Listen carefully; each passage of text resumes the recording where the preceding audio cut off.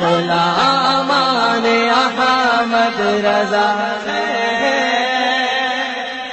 کوئی بھی ہم سے جیتا نہیں ہے۔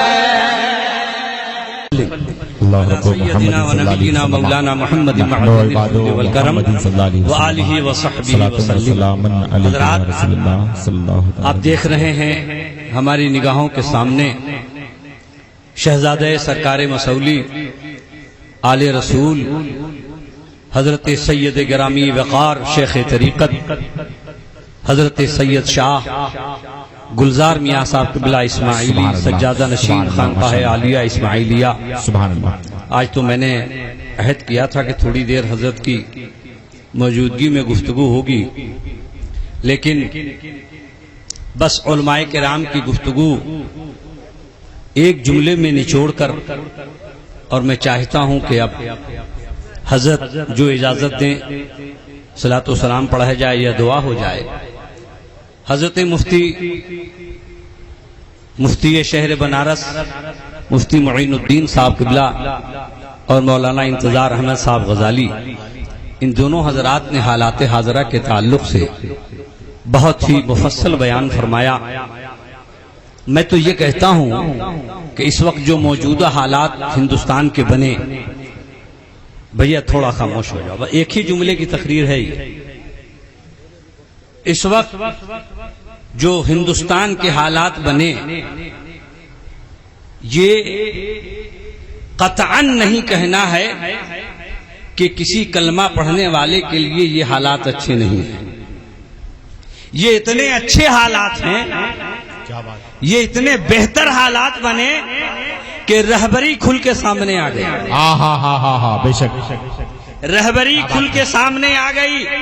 بہت سارے کھدڑ پوش جنہوں نے گورنمنٹ کو دھوکہ دینے کے لیے سفید لباس پہن کے یہ کہہ رکھا تھا یہ دنیا دار کہ ہم قوم مسلم کے ٹھیکیدار ہیں، ان تمام کی لٹیا ڈبو کر کے، ان کی کرسیاں چھین کر کے، ان کی وزارت کو خاک میں ملا کر کے اس ہندوستان کے عہد میں اور آج کے حالات نے یہ ثابت کر دیا ہے کہ قوم مسلم کا ٹھیکیدار کھدڑدار اور دنیا دار نہیں ہے، بلکہ بریلی کے امام احمد رضا ہیں، ان کے بیٹے تاج الشریعہ ہیں، اور فاتح بلگراد کا بیٹا سرکار مسولی کا شہزادہ ہے۔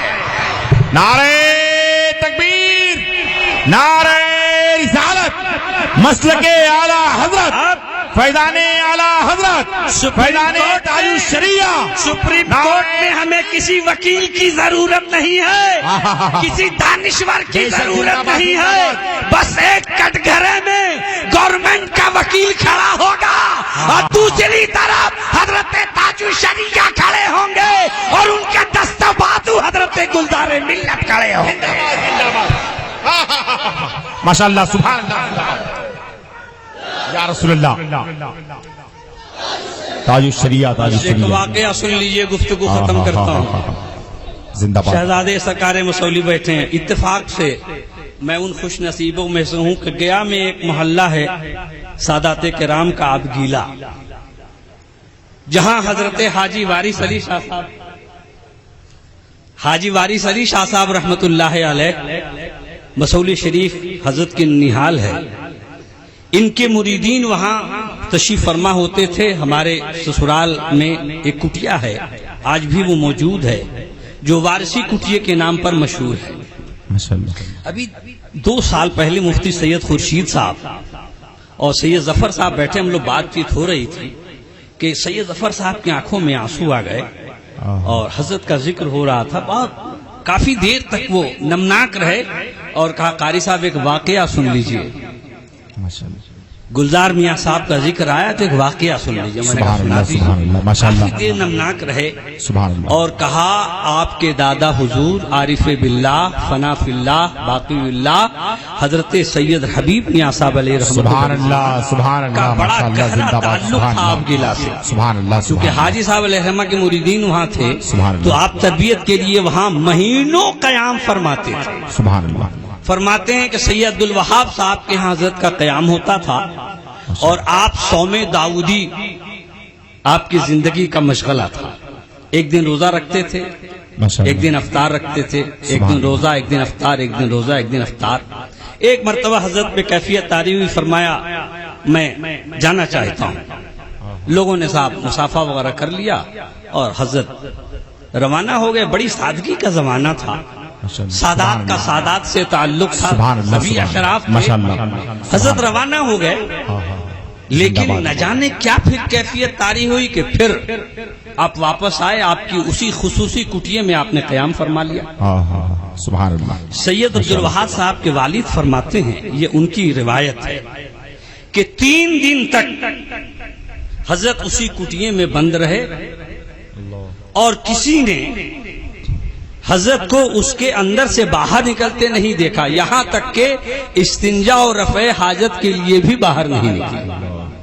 3 دن کے بعد گھر میں ایک ضعیفہ تھی, انہوں نے کہا بھائی ایسا ہے کہ میں جب تہجد کے لیے اٹھتی ہوں تو میرے دیوار سے جو دیوار لگی ہوئی ہے اس دیوار سے رونے کی آواز آتی ہے. سبحان اللہ, سبحان اللہ, رونے کی آواز آتی ہے. سید عبدالوہاب صاحب کے والد گرامی سن کر کے لرز کے, کہیں ایسا تو نہیں کہ شاہ صاحب واپس تشریف لے آئے, دروازہ کھولا تو دیکھا حضرت مصروف ہوگا ہے, اللہ کی یاد میں قدموں میں گر گئے. حضور معاف فرما دیجئے, 3 دن ہو گئے, اس کا مطلب کہ آپ واپس تشریف نہیں لے گئے.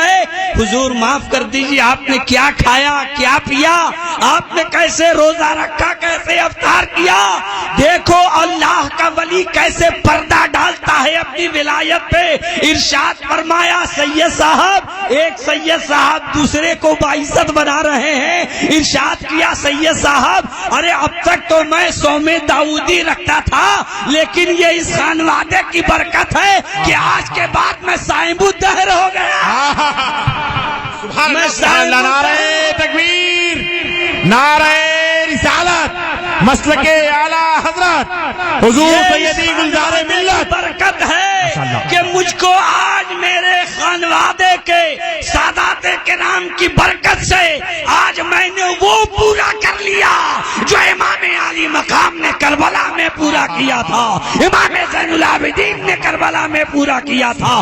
3 دن بھوکے پیاسے رہنا جو خانوادے برکاتیہ اور اہل بلگرام کا خاص وظیفہ رہا ہے, فرمایا میں اس وظیفے کا یہاں عامل ہو گیا.